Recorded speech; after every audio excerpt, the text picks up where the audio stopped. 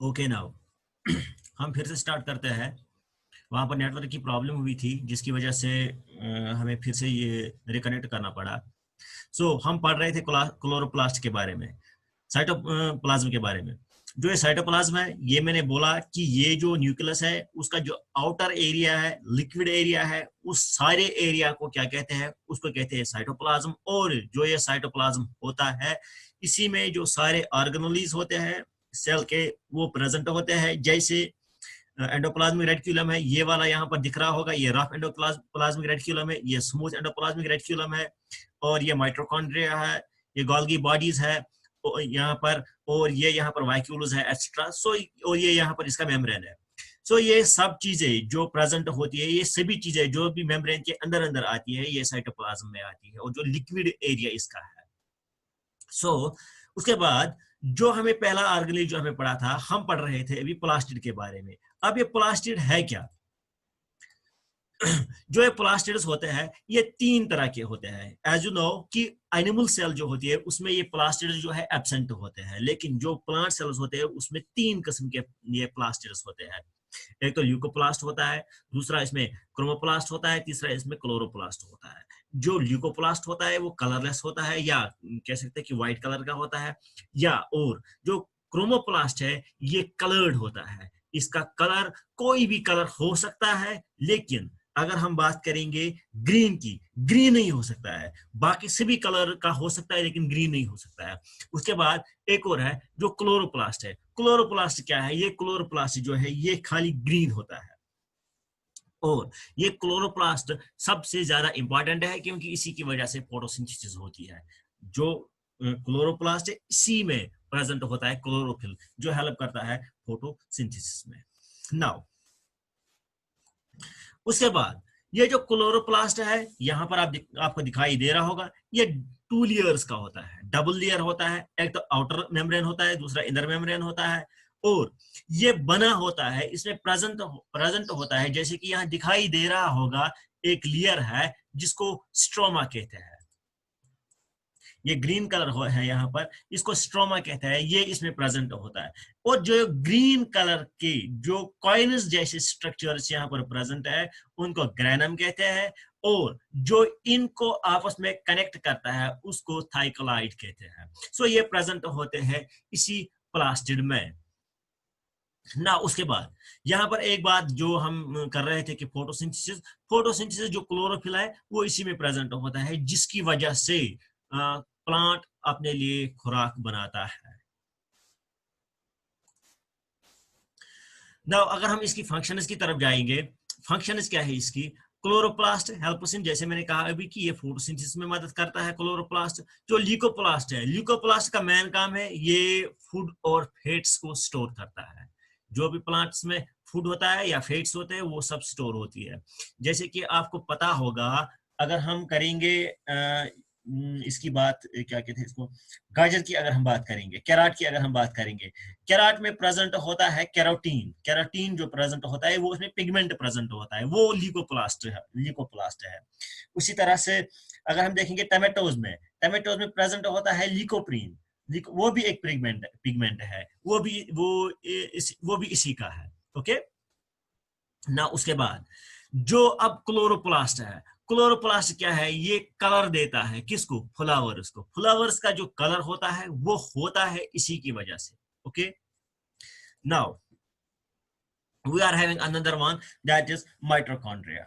अब अगर हम माइटोकॉन्ड्रिया की बात करेंगे, पहले थोड़ा मैं इसके बारे में ये बताऊंगा कि इसको इन्वेंट कब किया गया था।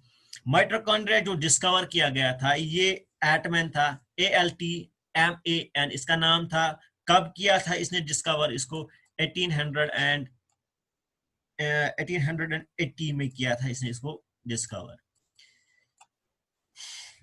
और जो इसकी टर्म है, जो ये माइटोकॉन्ड्रिया टर्म है, ये किसने दी थी? इसको कहते थे कार्ल बेंडा, BENDA, जिसने इस माइटोकॉन्ड्रिया की टर्म को डिस्कवर किया था।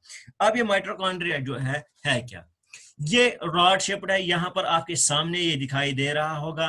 रॉड शेप्ड स्ट्रक्चर्स प्रेजेंट होते हैं एक सेल में, और इनका भी डबल मेम्ब्रेन होता है। अब जो ये डबल मेम्ब्रेन है, इसका जो आउटर मेम्ब्रेन होता है, इसमें पोर्स होते हैं, छोटे छोटे पोर्स इसमें होता है इस आउटर मेम्ब्रेन में।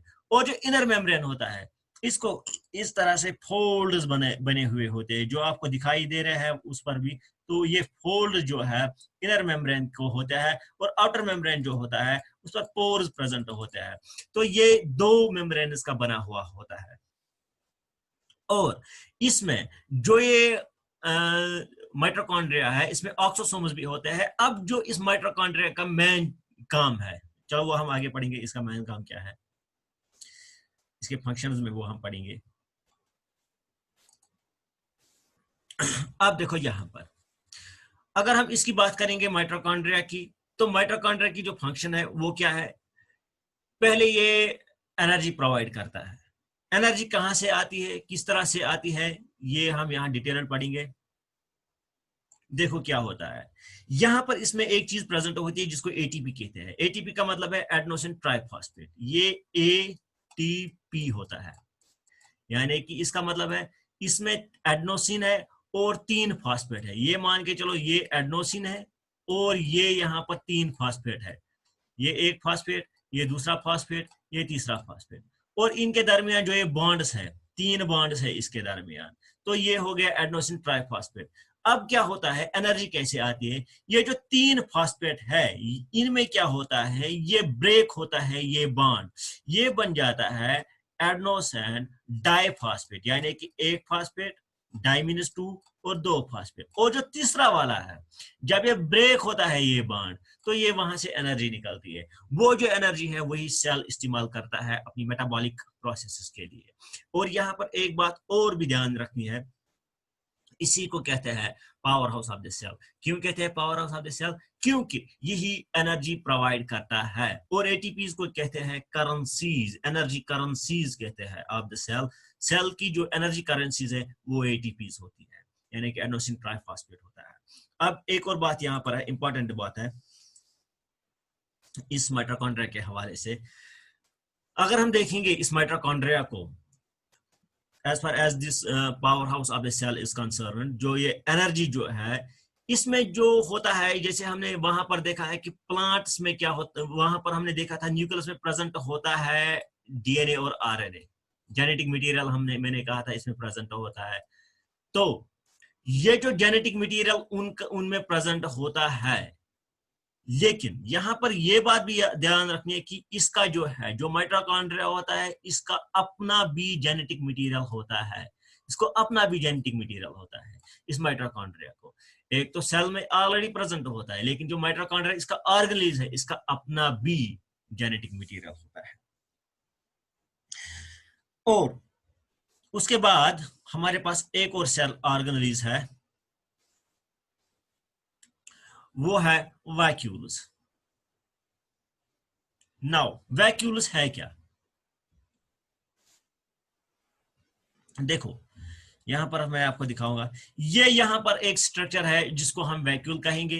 वैक्यूल्स की अगर हम बात करेंगे तो ये जो होते हैं ये प्रेजेंट होते हैं। अगर हम एनिमल्स की बात करेंगे उनमें या तो थोड़े से कम, बहुत सा कम प्रेजेंट होते हैं, या तो एब्सेंट ही होते हैं, लेकिन प्लांट्स में ये प्रेजेंट होते हैं वैक्यूल्स। और ये वैक्यूल जो है ये फ्लूइड से भरे होते हैं, जैसे कि यहाँ पर दिखाई दे रहा है आपको। ये फ्लूइड प्रेजेंट जब होता है इसमें, तो ये थोड़ा टर्जिड बन जाता है। टर्जिड मतलब क्या है, ये हमारे पास एक फुटबॉल है, जब इसमें एयर रहेगा तो इट मीन ये टर्जिड है। जब हम इसमें से एयर निकालेंगे तो ये कुछ इस तरह से बन जाएगी ये फुटबॉल। तो इस चीज को हम कहेंगे कि ये टर्जिड नहीं है, क्योंकि एयर इसमें प्रेजेंट नहीं है या वाटर इसमें प्रेजेंट नहीं है। जब इसमें कुछ प्रेजेंट होगा वाटर वगैरह, तो उस वक्त जो ये फुला हुआ होगा ये स्ट्रक्चर इसका, तो उस चीज को हम कहते हैं कि ये टर्जिड है। उसी तरह से अगर एनिमल्स की बात करेंगे तो जैसे मैंने कहा कि इनमें या तो छोटे साइज का प्रेजेंट होता है या टेम्परेरी प्रेजेंट होता है, लेकिन प्लांट्स में प्रेजेंट होते हैं वैक्यूल्स। नाउ ये वैक्यूल्स की बात हुई। अब उसके बाद इन प्लांट्स की अगर हम बात करेंगे, जो सेल वैक्यूल्स है लार्ज होते हैं और परमानेंट होते हैं। और outer membrane is called tonoplast, जो इसका आउटर मेम्ब्रेन है इस वैक्यूल का प्लांट्स में। एनिमल्स में नहीं, क्योंकि वहां पर प्रेजेंट हो सकता है या नहीं भी हो सकता है, लेकिन एनिमल्स में जब प्रेजेंट होता है तो इसका जो ये बड़ा भी होता है और परमानेंट होता है, और इसका जो साइज होता है वो भी बड़ा ही होता है। और जो इसका आउटर मेम्ब्रेन होता है उसको कहते हैं, आउटर मेम्ब्रेन को कहते हैं tonoplast. And it is filled with fluid called cell sap. जैसे मैंने अभी बताया कि यहाँ पर इसको जो आपको ग्रीन कलर का थोड़ा दिखाई दे रहा है, यही इसका फ्लूइड है, या सेल सेप भी कहते हैं इस फ्लूइड को। अब फंक्शंस क्या है वैक्यूल की? पहली बात, जैसे मैंने अभी कहा कि टर्जिडिटी प्रोवाइड करती है। टर्जिडिटी का मतलब क्या होता है? ये टर्जिडिटी प्रोवाइड करती है, मींस कि सेल को फुलाती है, ये वैक्यूल का काम है। और उसके बाद दूसरा क्या होता है? दे स्टोर सब्सटेंसेस, और इसमें बहुत सारे कुछ सब्सटेंसेस जो आप हायर क्लास में पढ़ेंगे, क्या क्या सब्सटेंसेस इसमें होते हैं, ये उन चीजों को स्टोर करता है ना। उसके बाद अब रहा हमारे पास एंडोप्लाज्मिक रेटिकुलम। अब जो एंडोप्लाज्मिक रेटिकुलम है, ये दो तरह के होते हैं एंडोप्लाज्मिक रेटिकुलम। चलो पहले मैं इसके बारे में थोड़ा बताऊंगा। जो इसकी डिस्कवरी थी, एंडोप्लाज्मिक रेटिकुलम की जो डिस्कवरी थी, वो पोर्टर ने की थी। PORTER था एक साइंटिस्ट जिसने इसकी डिस्कवरी की थी, एंडोप्लाज्मिक रेटिकुलम की। अब जो ये एंडोप्लाज्मिक रेटिकुलम है, ये दो तरह के होते हैं। एंडोप्लाज्मिक रेटिकुलम दो तरह के होते हैं। एक तो होते हैं रफ टाइप, दूसरे होते हैं स्मूथ टाइप। यहां मैं आपको डिटेल दिखाऊंगा क्या होता है। देखो, ये हमारे पास इस तरह के, मान के चलो कि ये हमारे पास एंडोप्लाज्मिक रेटिकुलम एक है, लेकिन ये दो तरह के, एक तो होता है एंडोप्लाज्मिक रेटिकुलम जो रफ है, दूसरा है जो स्मूथ है। जो रफ होता है, इसमें यहां पर इसको प्रोटीन ऐड होते हैं जो इसको रफ बनाते हैं। ये प्रोटीन जब इसको प्रेजेंट होते हैं तो इसको ये रफ बनाते हैं इसकी बॉडी में। लेकिन जो ये वाला होता है स्मूथ वाला, इसमें कुछ भी प्रेजेंट नहीं होता है, ये स्मूथ ही होता है, लेकिन ये रफ होता है। ठीक, इसमें प्रोटीन प्रेजेंट होते हैं जिसकी वजह से ये रफ रफ बन जाता है। तो दो तरह के एंडोप्लाज्मिक रेटिकुलम्स पाए जाते हैं।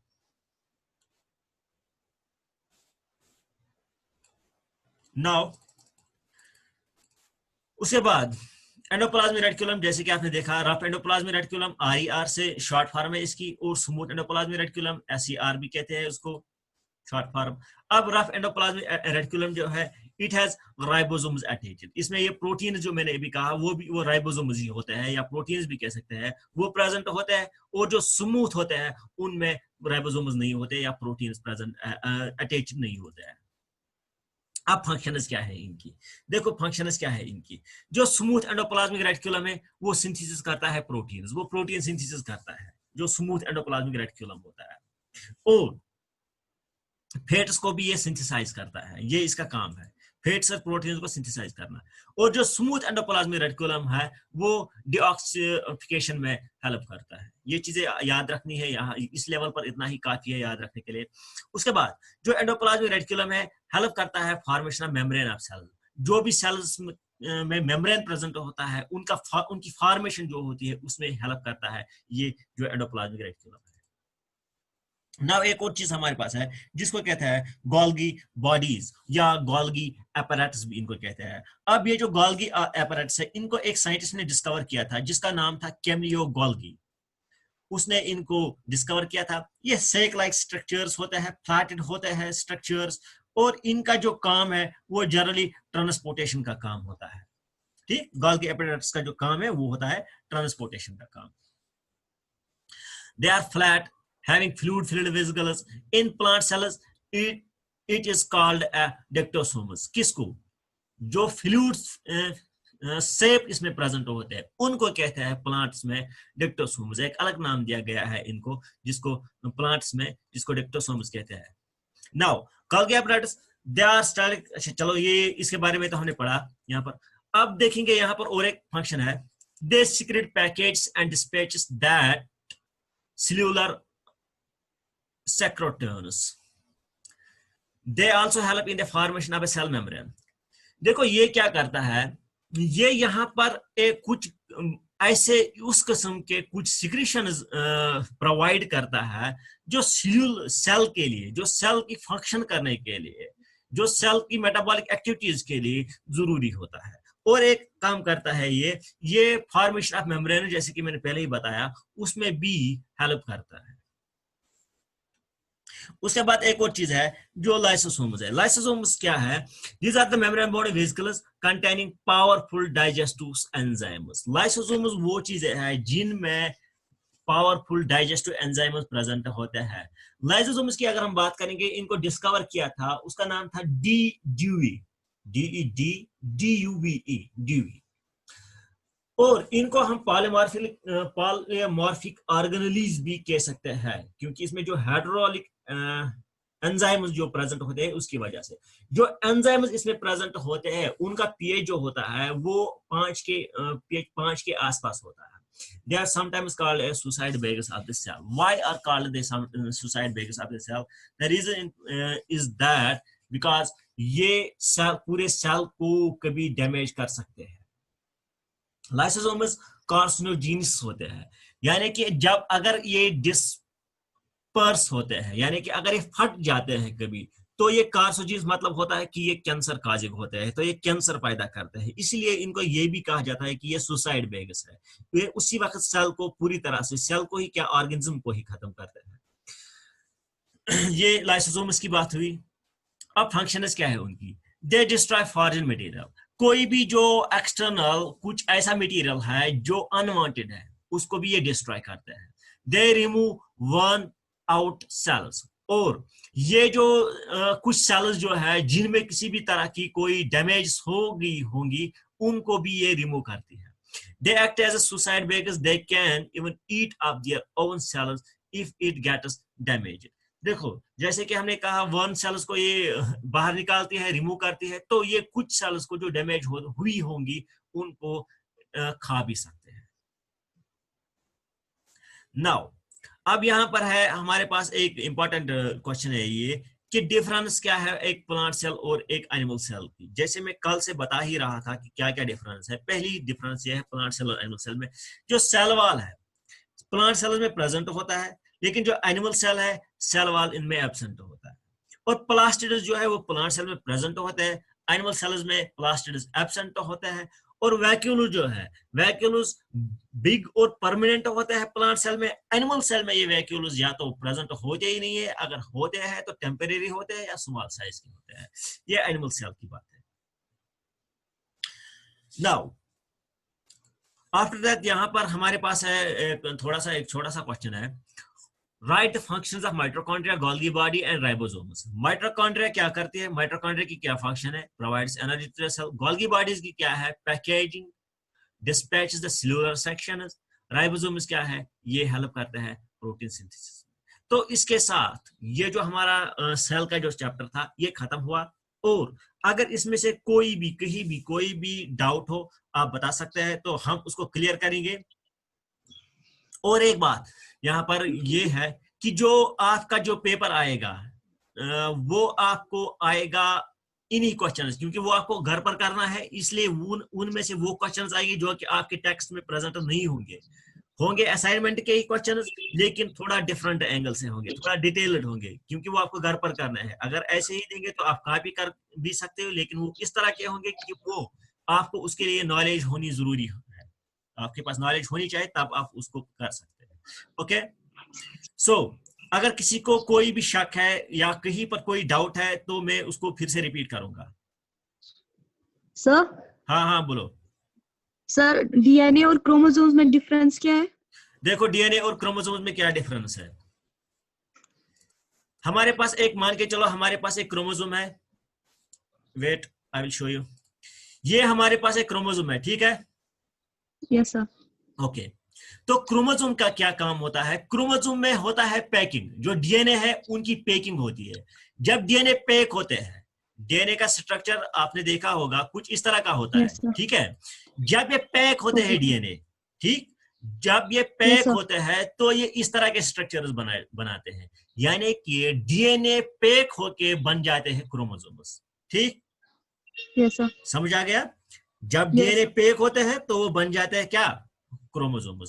मान के चलो हमारे पास ये एक डीएनए था, एक और हो गया यहाँ पर, एक और आ गया यहाँ पर, एक और आ गया यहाँ पर। तो जब एक स्ट्रक्चर बन जाएगा फिर हम उसको डीएनए Then मत, after that DNA. उस चीज को हम क्या Chromosomes. कहेंगे? उस चीज को हम कहेंगे कि अब ये क्या है? ये अब बन गया है क्या? क्रोमोसोम। Chromosome. और कोई Okay, डाउट sir. है भाई? Yes, sir. सर क्या क्या हाँ? हर एक प्लांट में क्लोरोफिल प्रेजेंट होता है? देखो, क्लोरोफिल जो है, क्लोरोफिल ग्रीन प्लांट जो भी फूड बनाते हैं उनमें क्लोरोफिल प्रेजेंट होता है। लेकिन अब मसला ये है कि क्लोरोफिल के बहुत सारी किस्में हैं, ठीक है? Chlorophyll Yes, sir. ए है, क्लोरोफिल बी है, और भी बहुत सारी किस्में हैं, जनरली ये दो है। तो मुख्तलिफ प्लांट्स में मुख्तलिफ किस्म के क्लोरोफिल प्रेजेंट होते हैं, लेकिन होते हैं ऑलमोस्ट सब में।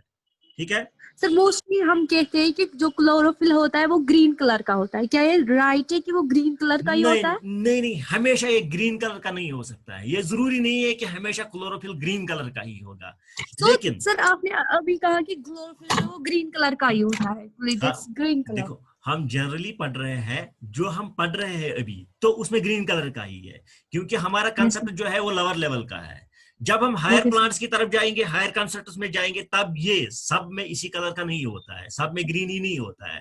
कुछ ओके सर। प्लांट्स, कुछ में ऐसा भी हो सकता है कि अपार्ट फ्रॉम क्लोरोफिल कुछ ऐसे भी पिगमेंट्स हैं जो इसका काम करते हैं, क्लोरोफिल का काम करते हैं। ठीक है, ओके सर। क्लोरोफिल का अगर हम स्ट्रक्चर पढ़ेंगे तो इसमें जो मैग्नीशियम है, मैग्नीशियम का आयन जो प्रेजेंट होता है, उसके साथ ये अटैच्ड होते हैं कुछ मॉलिक्यूल जो एक क्लोरोफिल बनाता है।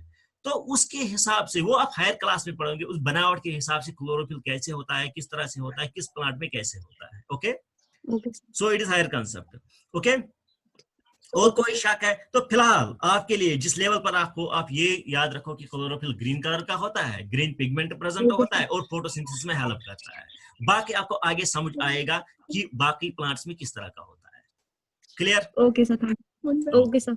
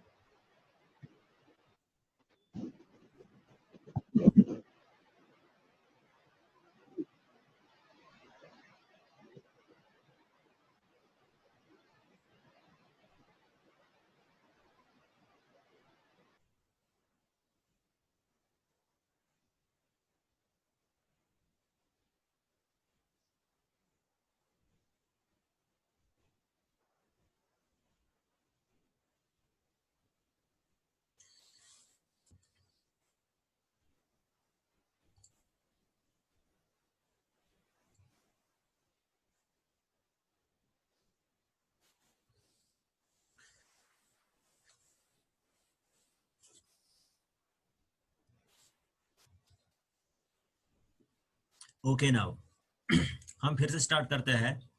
वहां पर नेटवर्क की प्रॉब्लम हुई थी जिसकी वजह से हमें फिर से ये रिकनेक्ट करना पड़ा। सो हम पढ़ रहे थे क्लोरोप्लास्ट के बारे में, साइटोप्लाज्म के बारे में। जो ये साइटोप्लाज्म है, ये मैंने बोला कि ये जो न्यूक्लियस है उसका जो आउटर एरिया है, लिक्विड एरिया है, उस सारे एरिया को क्या कहते हैं, उसको कहते हैं साइटोप्लाज्म। और जो ये साइटोप्लाज्म होता है, इसी में जो सारे ऑर्गेनेल्स होते हैं सेल के वो प्रेजेंट होते हैं। जैसे एंडोप्लाज्मिक रेटिकुलम है, ये वाला यहाँ पर दिख रहा होगा, ये रफ एंडोप्लाज्मिक रेटिकुलम है, ये स्मूथ एंडोप्लाज्मिक रेटिकुलम है, और ये माइटोकॉन्ड्रिया है, ये गोल्गी बॉडीज है यहाँ पर, और ये यहाँ पर वाइक्यूल्स है एक्स्ट्रा। सो और ये यहाँ पर इसका मेम्ब्रेन है। सो ये सब चीजें जो प्रेजेंट होती है, ये सभी चीजें जो भी मेम्ब्रेन के अंदर अंदर आती है, ये साइटोप्लाज्म में आती है, और जो लिक्विड एरिया इसका है। सो उसके बाद जो हमें पहला ऑर्गेनेल जो हमें पढ़ा था, हम पढ़ रहे थे अभी प्लास्टिड के बारे में। अब ये प्लास्टिड है क्या?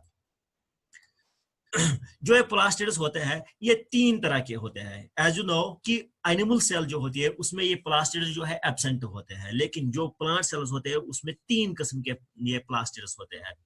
एक तो ल्यूकोप्लास्ट होता है, दूसरा इसमें क्रोमोप्लास्ट होता है, तीसरा इसमें क्लोरोप्लास्ट होता है।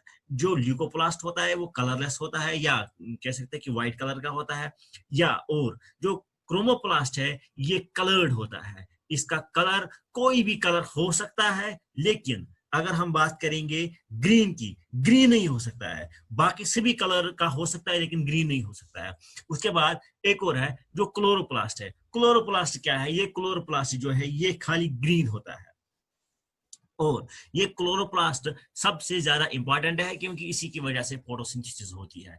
जो क्लोरोप्लास्ट है इसी में प्रेजेंट होता है क्लोरोफिल, जो हेल्प करता है फोटोसिंथेसिस में। नाउ उसके बाद ये जो क्लोरोप्लास्ट है यहाँ पर आपको दिखाई दे रहा होगा, ये 2 लेयर्स का होता है, डबल लेयर होता है। एक तो आउटर मेम्ब्रेन होता है, दूसरा इनर मेम्ब्रेन होता है, और ये बना होता है, इसमें प्रेजेंट होता है, जैसे कि यहाँ दिखाई दे रहा होगा एक लेयर है जिसको स्ट्रोमा कहते हैं। ये ग्रीन कलर है यहाँ पर, इसको स्ट्रोमा कहते हैं, ये इसमें प्रेजेंट होता है। और जो ग्रीन कलर के जो कॉइन्स जैसे स्ट्रक्चर्स यहाँ पर प्रेजेंट है उनको ग्रेनम कहते हैं, और जो इनको आपस में कनेक्ट करता है उसको थाइकोलाइड कहते हैं। सो ये प्रेजेंट होते हैं इसी प्लास्टिड में ना। उसके बाद यहाँ पर एक बात जो हम कर रहे थे कि फोटोसिंथेसिस जो क्लोरोफिल है वो इसी में प्रेजेंट होता है, जिसकी वजह से प्लांट अपने लिए खुराक बनाता है। नाउ अगर हम इसकी फंक्शंस की तरफ जाएंगे, फंक्शंस क्या है इसकी? क्लोरोप्लास्ट हेल्पोसिन, जैसे मैंने कहा अभी कि ये फोटोसिंथेसिस में मदद करता है क्लोरोप्लास्ट। जो ल्यूकोप्लास्ट है, ल्यूकोप्लास्ट का मेन काम है ये फूड और फैट्स को स्टोर करता है। जो भी प्लांट्स में फूड होता है या फैट्स होते हैं वो सब स्टोर होती है। जैसे कि आपको पता होगा, अगर हम करेंगे इसकी बात, क्या कहते हैं इसको, गाजर की अगर हम बात करेंगे, कैरेट की अगर हम बात करेंगे, कैरेट में प्रेजेंट होता है कैरोटीन। कैरोटीन जो प्रेजेंट होता है वो उसमें पिगमेंट प्रेजेंट होता है, वो ल्यूकोप्लास्ट है। उसी तरह से अगर हम देखेंगे टमेटोज में प्रेजेंट होता है ल्यूकोप्रीन, वो भी एक पिगमेंट है, वो भी इसी का है। ओके ना। उसके बाद जो अब क्लोरोप्लास्ट है, क्लोरोप्लास्ट क्या है? ये कलर देता है किसको? फ्लावर्स को। फ्लावर्स का जो कलर होता है वो होता है इसी की वजह से। Okay now we are having another one that is mitochondria. अब अगर हम माइटोकॉन्ड्रिया की बात करेंगे, पहले थोड़ा मैं इसके बारे में ये बताऊंगा कि इसको इन्वेंट कब किया गया था। माइटोकॉन्ड्रिया जो डिस्कवर किया गया था ये एटमैन था, ALTMAN इसका नाम था। कब किया था इसने डिस्कवर? इसको 1880 में किया था इसने इसको डिस्कवर। और जो इसकी टर्म है, जो ये माइटोकॉन्ड्रिया टर्म है, ये किसने दी थी? इसको कहते थे कार्ल बेंडा, BENDA, जिसने इस माइटोकॉन्ड्रिया की टर्म को डिस्कवर किया था। अब ये माइटोकॉन्ड्रिया जो है क्या? ये रॉड शेप्ड है, यहाँ पर आपके सामने ये दिखाई दे रहा होगा। रॉड शेप्ड स्ट्रक्चर्स प्रेजेंट होते हैं एक सेल में, और इनका भी डबल मेम्ब्रेन होता है। अब जो ये डबल मेम्ब्रेन है, इसका जो आउटर मेम्ब्रेन होता है, इसमें पोर्स होते हैं, छोटे छोटे पोर्स इसमें होता है इस आउटर मेम्ब्रेन में।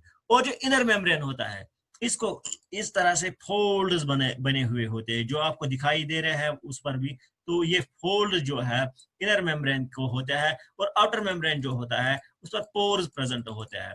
तो ये 2 मेम्ब्रेन का बना हुआ होता है। और इसमें जो ये माइटोकॉन्ड्रिया है, इसमें ऑक्सोसोम्स भी होते हैं। अब जो इस माइटोकॉन्ड्रिया का मेन काम है, चलो वो हम आगे पढ़ेंगे, इसका मेन काम क्या है, इसके फंक्शंस में वो हम पढ़ेंगे। अब देखो यहां पर अगर हम इसकी बात करेंगे माइटोकॉन्ड्रिया की, तो माइटोकॉन्ड्रिया की जो फंक्शन है वो क्या है? पहले ये एनर्जी प्रोवाइड करता है। एनर्जी कहां से आती है, किस तरह से आती है, ये हम यहाँ डिटेल पढ़ेंगे। देखो क्या होता है यहां पर, इसमें एक चीज प्रेजेंट होती है जिसको ATP कहते हैं। ATP का मतलब है एडेनोसिन ट्राइफॉस्फेट। ये ATP होता है, यानी कि इसका मतलब है इसमें एडेनोसिन है और 3 फास्फेट है। ये मान के चलो ये एडेनोसिन है और ये यहाँ पर 3 फास्फेट है। ये एक फास्फेट, ये दूसरा फास्फेट, ये तीसरा फास्फेट, और इनके दरमियान जो ये बॉन्ड्स है, 3 बॉन्ड्स है इसके दरमियान। तो ये हो गया एडेनोसिन ट्राइफॉस्फेट। अब क्या होता है, एनर्जी कैसे आती है? ये जो 3 फास्फेट है इनमें क्या होता है, ये ब्रेक होता है, ये बॉन्ड, ये बन जाता है एडेनोसिन डाइफॉस्फेट, यानी कि एक फास्फेट डाइमिनस 2 और 2 फास्फेट। और जो तीसरा वाला है, जब ये ब्रेक होता है ये बॉन्ड, तो ये वहां से एनर्जी निकलती है। वो जो एनर्जी है वही सेल इस्तेमाल करता है अपनी मेटाबॉलिक प्रोसेसेस के लिए। और यहाँ पर एक बात और भी ध्यान रखनी है, इसी को कहते हैं powerhouse of the cell. क्यों कहते हैं powerhouse of the cell? क्योंकि यही एनर्जी प्रोवाइड करता है। और एटीपीज को कहते हैं करेंसीज, एनर्जी करेंसीज कहते हैं ऑफ द सेल। सेल की जो एनर्जी करेंसीज है वो एटीपीज होती है, यानी कि एडेनोसिन ट्राइफॉस्फेट होता है। अब एक और बात यहाँ पर है, इंपॉर्टेंट बात है इस माइटोकॉन्ड्रिया के हवाले से। अगर हम देखेंगे इस माइटोकॉन्ड्रिया को as far as this powerhouse of the cell is concerned, जो ये एनर्जी जो है इसमें जो होता है, जैसे हमने वहां पर देखा है कि प्लांट्स में क्या होता है, वहां पर हमने देखा था न्यूक्लियस में प्रेजेंट होता है डीएनए और आरएनए, जेनेटिक मटेरियल मैंने कहा था इसमें प्रेजेंट होता है। तो ये जो जेनेटिक मटेरियल उनमें प्रेजेंट होता है, लेकिन यहां पर यह बात भी ध्यान रखनी है कि इसका जो है, जो माइटोकॉन्ड्रिया होता है, इसका अपना भी जेनेटिक मटेरियल होता है। इसको अपना भी जेनेटिक मटेरियल होता है इस माइटोकॉन्ड्रिया को। एक तो सेल में ऑलरेडी प्रेजेंट होता है, लेकिन जो माइटोकॉन्ड्रिया इसका ऑर्गेनेलिज है, इसका अपना भी जेनेटिक मटेरियल होता है। और उसके बाद हमारे पास एक और सेल ऑर्गेनेलिज है, वो है वैक्यूल्स। नाउ वैक्यूल्स है क्या? देखो यहां पर मैं आपको दिखाऊंगा, ये यहां पर एक स्ट्रक्चर है जिसको हम वैक्यूल कहेंगे। वैक्यूल्स की अगर हम बात करेंगे तो ये जो होते हैं ये प्रेजेंट होते हैं। अगर हम एनिमल्स की बात करेंगे उनमें या तो थोड़े से कम, बहुत सा कम प्रेजेंट होते हैं, या तो एब्सेंट ही होते हैं, लेकिन प्लांट्स में ये प्रेजेंट होते हैं वैक्यूल्स। और ये वैक्यूल जो है ये फ्लूइड से भरे होते हैं, जैसे कि यहाँ पर दिखाई दे रहा है आपको। ये फ्लूइड प्रेजेंट जब होता है इसमें, तो ये थोड़ा टर्जिड बन जाता है। टर्जिड मतलब क्या है? ये हमारे पास एक फुटबॉल है, जब इसमें एयर रहेगा तो इट मींस ये टर्जिड है। जब हम इसमें से एयर निकालेंगे तो ये कुछ इस तरह से बन जाएगी ये फुटबॉल। तो इस चीज को हम कहेंगे कि ये टर्जिड नहीं है, क्योंकि एयर इसमें प्रेजेंट नहीं है या वाटर इसमें प्रेजेंट नहीं है। जब इसमें कुछ प्रेजेंट होगा वाटर वगैरह, तो उस वक्त जो ये फुला हुआ होगा ये स्ट्रक्चर इसका, तो उस चीज को हम कहते हैं कि ये टर्जिड है। उसी तरह से अगर एनिमल्स की बात करेंगे तो जैसे मैंने कहा कि इनमें या तो छोटे साइज का प्रेजेंट होता है या टेम्परेरी प्रेजेंट होता है, लेकिन प्लांट्स में प्रेजेंट होते हैं वैक्यूल्स। नाउ ये वैक्यूल्स की बात हुई। अब उसके बाद इन प्लांट्स की अगर हम बात करेंगे, जो सेल वैक्यूल्स है लार्ज होते हैं और परमानेंट होते हैं। और outer membrane is called tonoplast. जो इसका आउटर मेम्ब्रेन है इस वैक्यूल का, प्लांट्स में, एनिमल्स में नहीं, क्योंकि वहां पर प्रेजेंट हो सकता है या नहीं भी हो सकता है, लेकिन एनिमल्स में जब प्रेजेंट होता है तो इसका जो ये बड़ा भी होता है और परमानेंट होता है, और इसका जो साइज होता है वो भी बड़ा ही होता है। और जो इसका आउटर मेम्ब्रेन होता है उसको कहते हैं, आउटर मेम्ब्रेन को कहते हैं tonoplast. And it is filled with fluid called cell sap. जैसे मैंने अभी बताया कि यहाँ पर इसको जो आपको ग्रीन कलर का थोड़ा दिखाई दे रहा है, यही इसका फ्लूइड है, या सेल सेप भी कहते हैं इस फ्लूइड को। अब फंक्शंस क्या है वैक्यूल की? पहली बात, जैसे मैंने अभी कहा कि टर्जिडिटी प्रोवाइड करती है। टर्जिडिटी का मतलब क्या होता है? ये टर्जिडिटी प्रोवाइड करती है, मींस कि सेल को फुलाती है, ये वैक्यूल का काम है। और उसके बाद दूसरा क्या होता है? They store substances. और इसमें बहुत सारे कुछ सब्सटेंसेस जो आप हायर क्लास में पढ़ेंगे, क्या क्या सब्सटेंसेस इसमें होते हैं, ये उन चीजों को स्टोर करता है ना। उसके बाद अब रहा हमारे पास एंडोप्लाज्मिक रेटिकुलम। अब जो एंडोप्लाज्मिक रेटिकुलम है ये दो तरह के होते हैं एंडोप्लाज्मिक रेटिकुलम। चलो पहले मैं इसके बारे में थोड़ा बताऊंगा। जो इसकी डिस्कवरी थी, एंडोप्लाज्मिक रेटिकुलम की जो डिस्कवरी थी, वो पोर्टर ने की थी। PORTER था एक साइंटिस्ट जिसने इसकी डिस्कवरी की थी, एंडोप्लाज्मिक रेटिकुलम की। अब जो ये एंडोप्लाज्मिक रेटिकुलम है ये दो तरह के होते हैं। एंडोप्लाज्मिक रेटिकुलम दो तरह के होते हैं, एक तो होते हैं रफ टाइप, दूसरे होते हैं स्मूथ टाइप। यहां मैं आपको डिटेलली दिखाऊंगा क्या होता है। देखो ये हमारे पास इस तरह के, मान के चलो कि ये हमारे पास एंडोप्लाज्मिक रेटिकुलम एक है, लेकिन ये दो तरह के, एक तो होता है एंडोप्लाज्मिक रेटिकुलम जो रफ है, दूसरा है जो स्मूथ है। जो रफ होता है इसमें यहाँ पर इसको प्रोटीन्स ऐड होते हैं जो इसको रफ बनाते हैं। ये प्रोटीन जब इसको प्रेजेंट होते हैं तो इसको ये रफ बनाते हैं इसकी बॉडी पर। लेकिन जो ये वाला होता है स्मूथ वाला, इसमें कुछ भी प्रेजेंट नहीं होता है, ये स्मूथ ही होता है, लेकिन ये रफ होता है। ठीक, इसमें प्रोटीन प्रेजेंट होते हैं जिसकी वजह से ये रफ रफ बन जाता है। तो दो तरह के एंडोप्लाज्मिक रेटिकुलम्स पाए जाते हैं।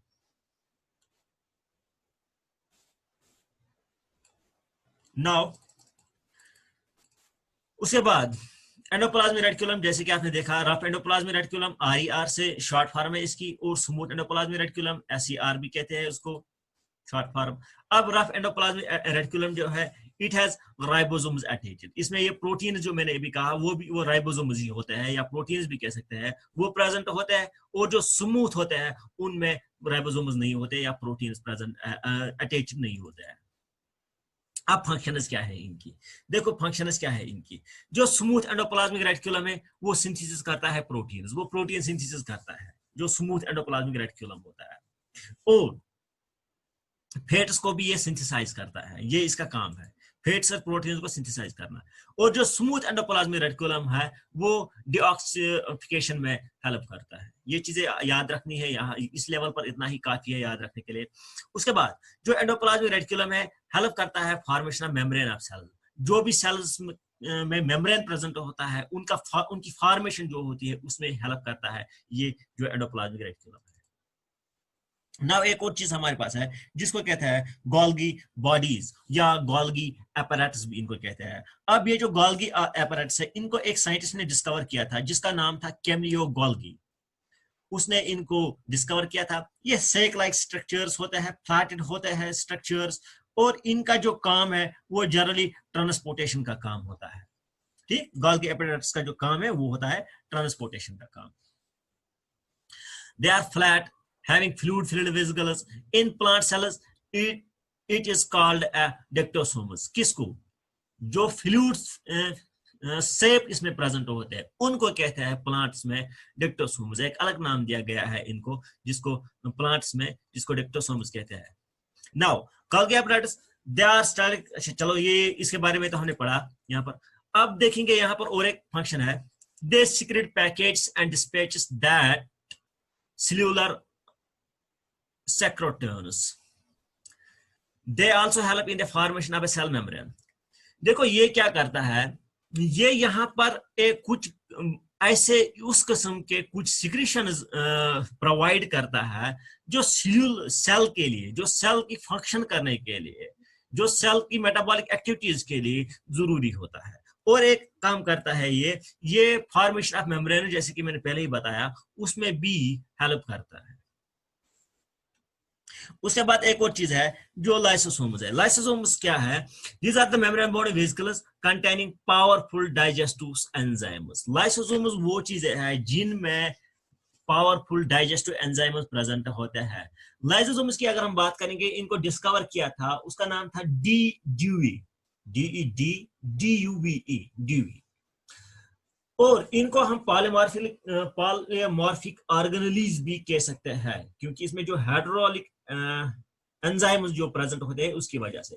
जो एंजाइम्स इसमें प्रेजेंट होते हैं उनका पीएच जो होता है वो 5 के पीएच 5 के आसपास होता है। They are sometimes called as suicide bags of the cell. Why are called the suicide bags of the cell? The reason is that because ये सेल पूरे सेल को कभी डैमेज कर सकते हैं। लाइसोसोम्स कार्सिनोजेनिस होते हैं, यानी कि जब अगर ये डिस्पर्स होते हैं, यानी कि अगर ये फट जाते हैं कभी, तो ये कार्सिनोजेनिस मतलब होता है कि ये कैंसर काजिक होते हैं, तो ये कैंसर पैदा करते हैं। इसलिए इनको ये भी कहा जाता है कि ये सुसाइड बैग्स है। ये उसी वक्त सेल को पूरी तरह से, सेल को ही क्या, ऑर्गेनिज्म को ही खत्म करते हैं। ये लाइसोसोम्स की बात हुई। अब फंक्शंस क्या है उनकी, दे डिस्ट्रॉय फॉरेन मटेरियल। कोई भी जो एक्सटर्नल कुछ ऐसा मटेरियल है जो अनवांटेड है उसको भी ये डिस्ट्रॉय करते हैं। They remove worn out sales, और ये जो कुछ सेल्स जो है जिनमें किसी भी तरह की कोई डैमेज होंगी उनको भी ये रिमूव करती है। They act as a suicide bags, they can even eat up their own cells if it gets damaged. देखो जैसे कि हमने कहा वर्न सेल्स को ये बाहर निकालती है, रिमूव करती है, तो ये कुछ सेल्स को जो डैमेज हुई होंगी उनको खा भी सकते हैं।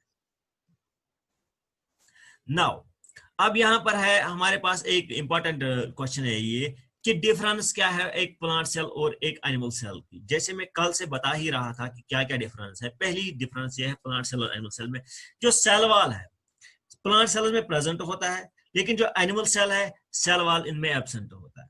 और प्लास्टिड्स जो है वो प्लांट सेल में प्रेजेंट होते हैं, एनिमल सेल्स में प्लास्टिड्स एब्सेंट होते हैं। और वैक्यूलस जो है, वैक्यूलस बिग और परमानेंट होते हैं प्लांट सेल में। एनिमल सेल में ये वैक्यूलस या तो प्रेजेंट होते ही नहीं है, अगर होते हैं तो टेम्परेरी होते हैं या स्मॉल साइज के होते हैं। ये एनिमल सेल की बात है। नाउ आफ्टर दैट यहाँ पर हमारे पास है एक छोटा सा क्वेश्चन है, write the functions of mitochondria, Golgi body and ribosomes. Mitochondria क्या करती है, माइटोकॉन्ड्रिया की क्या फंक्शन है, provides energy to the cell. Golgi bodies की क्या है, packaging, dispatches the cellular sections. Ribosomes क्या है, ये हेल्प करते हैं प्रोटीन सिंथेसिस। तो इसके साथ ये जो हमारा सेल का जो चैप्टर था ये खत्म हुआ। और अगर इसमें से कोई भी कहीं भी कोई भी डाउट हो आप बता सकते हैं, तो हम उसको क्लियर करेंगे। और एक बात यहाँ पर ये है कि जो आपका जो पेपर आएगा वो आपको आएगा इन्हीं क्वेश्चंस, क्योंकि वो आपको घर पर करना है, इसलिए उनमें से वो क्वेश्चंस आएंगे जो कि आपके टेक्स्ट में प्रेजेंट नहीं होंगे असाइनमेंट के ही क्वेश्चंस, लेकिन थोड़ा डिफरेंट एंगल से होंगे, थोड़ा डिटेल्ड होंगे, क्योंकि वो आपको घर पर करना है। अगर ऐसे ही देंगे तो आप कॉपी कर भी सकते हो, लेकिन वो इस तरह के होंगे कि वो आपको उसके लिए नॉलेज होनी जरूरी है, आपके पास नॉलेज होनी चाहिए तब आप उसको कर सकते हैं। ओके, सो अगर किसी को कोई भी शक है या कहीं पर कोई डाउट है तो मैं उसको फिर से रिपीट करूंगा। सर हाँ बोलो। सर डीएनए और क्रोमोसोम्स में डिफरेंस क्या है? देखो डीएनए और क्रोमोसोम्स में क्या डिफरेंस है। हमारे पास एक, मान के चलो हमारे पास एक क्रोमोसोम है, wait I will show you. ये हमारे पास एक क्रोमोसोम है, ठीक है? Yes sir. ओके, तो क्रोमोसोम का क्या काम होता है? क्रोमोसोम में होता है पैकिंग, जो डीएनए है उनकी पैकिंग होती है। जब डीएनए पैक होते हैं, डीएनए का स्ट्रक्चर आपने देखा होगा कुछ इस तरह का होता Yes, है, sir. ठीक है? जब ये पैक होते हैं डीएनए, ठीक, जब ये पैक sir. होते हैं तो ये इस तरह के स्ट्रक्चर्स बनाते हैं, यानी कि डीएनए पैक होके बन जाते हैं क्रोमोसोम्स, ठीक? Yes, sir. समझ आ गया? जब Yes, डीएनए sir. पैक होते हैं तो वो बन जाते हैं क्या? क्रोमोसोम्स। मान के चलो Chromosomes. हमारे पास ये एक डीएनए था, एक और हो गया यहाँ पर, एक और आ गया यहाँ पर, एक और आ गया यहाँ पर, तो जब ये एक स्ट्रक्चर बन जाएगा फिर हम उसको डीएनए Then बन after that is DNA. उस चीज को हम क्या Chromosome, yes, sir. कहेंगे? उस चीज को हम कहेंगे कि अब ये क्या है, ये अब बन गया है क्या? क्रोमोसोम। Chromosome. और कोई Okay, डाउट sir. है भाई? Yes, sir. सर क्या हाँ, हर एक प्लांट में क्लोरोफिल प्रेजेंट होता है? देखो क्लोरोफिल जो है, क्लोरोफिल ग्रीन प्लांट जो भी फूड बनाते हैं उनमें क्लोरोफिल प्रेजेंट होता है। लेकिन अब मसला ये है कि क्लोरोफिल के बहुत सारी किस्में हैं, ठीक है? क्लोरोफिल Yes, ए sir. है, क्लोरोफिल बी है, और भी बहुत सारी किस्में हैं, जनरली ये दो है। तो मुख्तलिफ प्लांट्स में मुख्तलिफ किस्म के क्लोरोफिल प्रेजेंट होते हैं, लेकिन होते हैं ऑलमोस्ट सब में, ठीक है? सर मोस्टली हम कहते हैं कि जो क्लोरोफिल होता है वो ग्रीन कलर का होता है, क्या ये राइट है कि वो ग्रीन कलर का ही होता है? नहीं, हमेशा ये ग्रीन कलर का नहीं हो सकता है। ये जरूरी नहीं है कि हमेशा क्लोरोफिल ग्रीन कलर का ही होगा। तो लेकिन सर आपने अभी कहा कि क्लोरोफिल जो वो ग्रीन कलर का ही होता है, ग्रीन कलर। देखो हम जनरली पढ़ रहे हैं, जो हम पढ़ रहे हैं अभी तो उसमें ग्रीन कलर का ही है, क्योंकि हमारा कंसेप्ट जो है वो लोअर लेवल का है। जब हम हायर प्लांट्स की तरफ जाएंगे, हायर कंसेप्ट्स में जाएंगे, तब ये सब में इसी कलर का नहीं होता है, सब में ग्रीन ही नहीं होता है। कुछ प्लांट्स, कुछ में ऐसा भी हो सकता है कि अपार्ट फ्रॉम क्लोरोफिल कुछ ऐसे भी पिगमेंट्स हैं जो इसका काम करते हैं, क्लोरोफिल का काम करते हैं, ठीक है? क्लोरोफिल का अगर हम स्ट्रक्चर पढ़ेंगे तो इसमें जो मैग्नीशियम है, मैग्नीशियम का आयन जो प्रेजेंट होता है उसके साथ ये अटैच्ड होते हैं कुछ मॉलिक्यूल जो एक क्लोरोफिल बनाता है। तो उसके हिसाब से वो आप हायर क्लास में पढ़ोगे, उस बनावट के हिसाब से क्लोरोफिल कैसे होता है, किस तरह से होता है, किस प्लांट में कैसे होता है। Okay, so it is higher concept. Okay, और कोई शक है तो फिलहाल आपके लिए जिस लेवल पर आपको, आप ये याद रखो कि क्लोरोफिल ग्रीन कलर का होता है, ग्रीन पिगमेंट प्रेजेंट होता है और फोटोसिंथेसिस में हेल्प करता है। बाकी आपको आगे समझ आएगा कि बाकी प्लांट्स में किस तरह का होता है। Clear? Okay sir, thank you. Okay sir.